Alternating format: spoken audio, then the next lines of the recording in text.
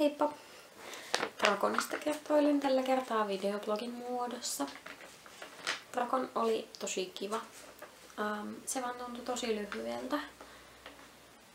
Luultavasti siksi, että suurimmaksi osaksi mä olin tuomaroimassa koko lauantain. Jos mä en ollut tuomaroimassa, niin mä olin kuvaamassa mun omaa pukua. Lauantaina mulla oli Terra Rising nettivälistä Elin-hahmo. Mun oma hahmo siinä on Priest-hahmoluokkaa ja tein sitten sieltä aika alkupäästä yhden niistä mekoista. Mä olin tosi tyytyväinen, että ihmiset tunnisti sitä asua, koska kun se kuitenkin on nettipeli, jossa puvut vaihtuu, niin no, kun siihen ei ole mitään varsinaista referenssikuvaa, niin sitten se vaan tekee sen perusteella, että miltä oma hahmo on jossain vaiheessa näyttänyt. Se oli tosi kivaa. Mun alkuperäinen suunnitelma oli tehdä Chobi Chinchi lauantaille, mutta sitten me päätettiin mun cosplayparin kanssa, joka oli cosplay-vänkärinä, että semmoset puvut, jossa on 150-senttinen perukki ja korsetti ja korvakenkää ja muuta, niin on kahden epäkätevä työpukuna.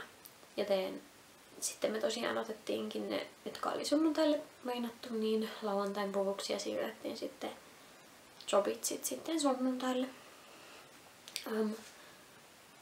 Se mun teräpuku, se oli tosi silleen mukava päällä. Se oli kiva. Tykkään kauheasti kaikista eläinten korvista ja hännistä. Oli ihana taas päästä tekemään erilaiset ihan uudet hännät ja korvat. Erityisesti mä tykkäsin niistä shortseista, johon mä ompelin sen hännän kiinni.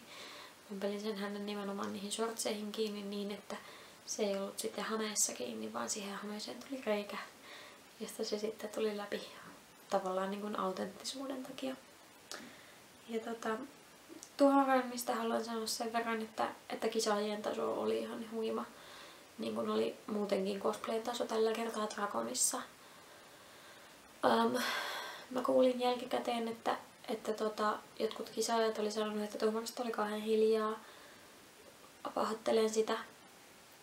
Teidän puvuissa oli niin paljon kaikkia yksityiskohtia ja niissä referenssikuvissa. Tai se, että sitä vertaisi siihen referenssikuvaan, niin siihen meni jo tosi paljon aikaa. Se, että löytyy kaikki paikaltaan. Ja sitä varten ei sitten oikeastaan kerinyt juttelemaan. Mä aina pyrin, että niin kun pitäisi semmoista juttelua siinä niin kuin samaan aikaan, kun katsoo sitä pukua. Mut no niin. Oli vaan niin paljon kaikkea, mitä piti katsoa tällä kertaa. Mä haluan erityisesti onnitella niin pukukisan voittajaa Yumiko Yukia. Löytyy jumittaa blogspot.fi sieltä. Siis ihan upea puku. Niin, se vaan oli hieno. Sen lisäksi mä haluan onnitella Suomen VCS-karsinnan voittanutta Ilonaa ja Huuttia.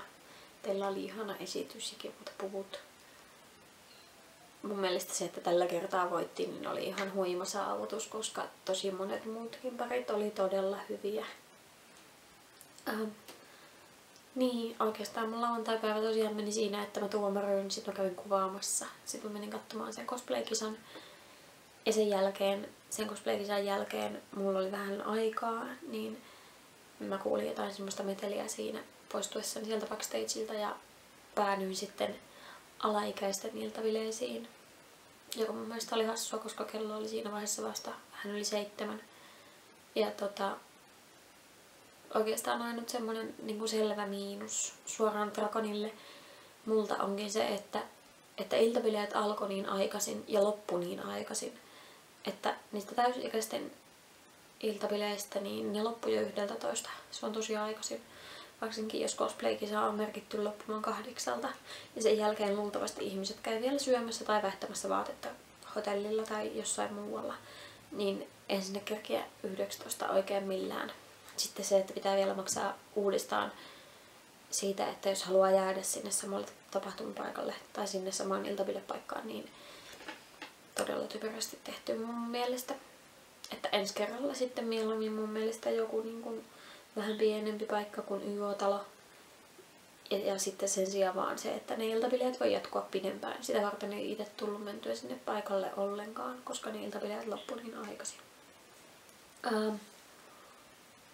Tosiaan mun lauantai loppui sitten siihen, kun mä olin käynyt vähän katsomassa niitä alaikäisten iltabileitä. Ja sitten tultiin kotiin vaihtamaan vaatteet ja mentiin sitten syömään ja jatkamaan ihan muualle. Sunnuntaina mulla tosiaan oli sitten se Chobitsinji. Se on yksi semmonen taidekirjaversio, jota ei siis esim. Animessa nähdä ollenkaan, vaan se löytyy vaan mangan. Tommosessa mulla on semmoset paksut omnibus-kirjat, 2 kappaletta, missä on se koko manga, niin siellä on värisivuja, niin sieltä löytyy se. Ja sen puvun kestävälle pistämisessä meni tosi paljon aikaa. Ja mä en olisi saanut sitä todellakaan niin hyvin päälle, jos ihana majoitettava Ilona ei olisi mua siinä auttanut. Se mitä varten siinä meni niin paljon aikaa on se, että kun siinähän tosiaan oli 150-senttinen perukki, niin mä en ollut uskaltanut ottaa sitä perukkia siitä pussistaan aikaisemmin pois kuin vasta sitten siinä aamuna. Ja sitten ne kaikki korvat ja härpäkkeet, mitkä tästä roikkuu ja kruunu ja panta ja muut, niin ne piti kaikki sitten aamulla siihen kiinnittää. Sen lisäksi mä leikkasin tietenkin otsatukan, koska siinä ei tietenkään ollut sopivaa otsatukkaa valmiina. Silikonispreillä käsittelin sen peruukin aamulla. Tää oli Prismasta maksanut 7 €. Mä en tiedä kuinka hyvin tää näkyy, mutta siis tässä lukee, että CRC Silicone Spray voitelee ja suojaa. Tää löytyy auto-osastolta. Ja ihan hirveästi tätä ei kannata suihkuttaa. Muuten peruukista tulee vähän semmonen rasvasen näköinen. Ja sit tosiaan jos saa niin, että joku toinen suihkuttaa ja sitten itse harjoaa sitä koko ajan läpi, niin tulee tosi hyvä tulos. Tosiaan kun tuo perukki oli se 150-senttinen ja nyttekään siinä ei ole yhtään takkua, vaikka mä en ole sitä sen konin jälkeen harjannut. Toki se menee takkuun, mutta ne takut selviytyy siitä niin kuin tosi helposti. Että ihan ehdottomasti kannattaa se 7 € siihen sijoittaa. Sitten kun me vihdoinkin päästiin sinne konipaikalle, niin ensin me etsittiin automaattia ja sen jälkeen kun sitten saatiin rahaa nostettua, niin käytiin myyntipöydillä. Valitettavasti mä kerkesin kiertämään vaan ihan tosi pienen osan niistä myyntipöydistä, kun mä huomasin, että ainut ohjelma, jota mä kerkesin katsomaan, mikä ei ollut cosplay-kisa, eli Cosplay Around the World, jota piti Elfi ja Kalsara, niin se oli alkamassa. Ja menin sitten sitä kiireellä katsomaan. Olin siinä kuitenkin kerennyt sen verran jo kiertämään, että tiesin, että mitä haluan ostaa. Ja myöhemmin sitten kuvauksen jälkeen palasin sitten vielä ostamaan ne jutut. Tosiaan sen Cosplay Around the World-ohjelman jälkeen me käytiin mun cosplay-parin Hennan kanssa, joka oli siis Freya Chobitsista, kuvaamassa siitä ja Freyaa ulkona, mikä ei välttämättä ollut ihan paras ajatus, koska sunnuntaina oli aika kylmä sää. Ja vielä jostain kumman syystä me saatiin päähämme, että olisi hyvä idea istua ja olla polvillaan ja muuta siinä maassa sitten. Ja se maa oli aika kostea ja no niin kylmä.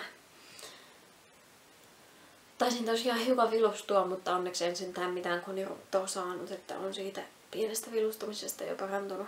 Ei se silti mukavalta maanantai-aamuna tuntunut, kun täys, että voi hitsi, että on kipeänä. Sitten mä tosiaan kuvatessa menin varmaan pari tuntia ja sen jälkeen mä kävin vielä myyntipöydillä.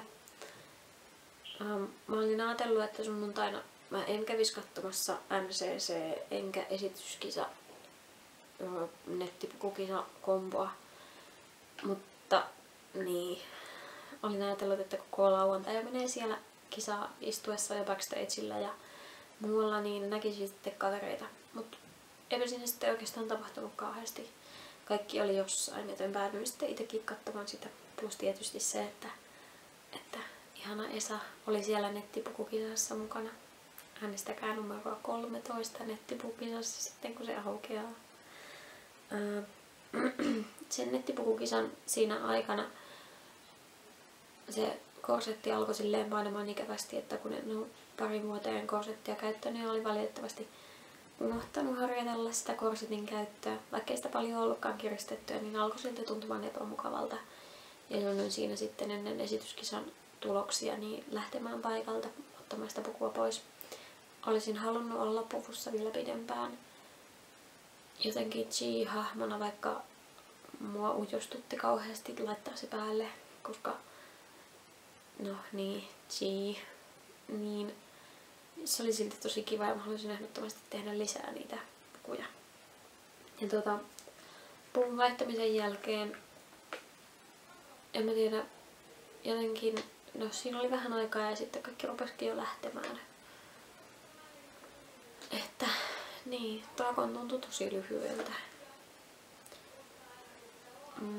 Mä kerkisin tekemään tosi paljon kaikkea kivaa, mutta mä olisin halunnut, että mä olisin kerkinyt tekemään vielä lisää kaikkea. Ja oikeastaan semmoset isot, tai no isommat asiat, mitä mua jäi vähän harmittumaan siinä, oli se, että mä en kerännyt käymään taidekujalla ollenkaan. Ihan suoraan sanottuna unohdin, että siellä on taidekuja, koska olin koko ajan niin kiireinen tekemässä jotakin muuta. Sen lisäksi Desupöydällä myytiin Desu Anikia, Talks Anikia 0 eurolla lauantaina. Olisin ehdottomasti halunnut viedä siitä Anikin hetkeksi johonkin sivuun ja jutella vähän. Mutta valitettavasti mun tilanne siinä vaiheessa oli semmoinen, että se ei oikein onnistunut. Olisi ehdottomasti pitänyt pystyä. En voinut harmittaa. Loppuun mä haluan vielä sanoa semmosia kiitoksia, että kiitokset sulle, joka tunnistit mut tämän blogin pitäjäksi sunnuntaina. Kiitokset kaikille teille, jotka tunnistitte lauantaina mun Tera-hahmon ja halusitte jutella Terästä mun kanssa. Se oli tosi kivaa, vaikka mä en hirveän pitkään ole vielä Teraa pelannutkaan, niin mä tykkäsin silti puhua teidän kanssa siitä. Kiitokset kaikille, jotka halusivat ottaa kuvan musta. Kiitos kaikkein ihanimmalle mahdolliselle majoitettavalle Ilonalle. Toit iloa mun viikonloppuun tosi paljon. Ja sen lisäksi tietysti ihanimmalle Esalle, joka haki mulle ruokaa viikonloppuna, kuvasi mua ja tärkeimpänä lämmitti mua henkisesti ja fyysisesti koko viikonlopun ajan. Semmonen Drakon. Seuraava tapahtuma mulla varmaan on FanFest.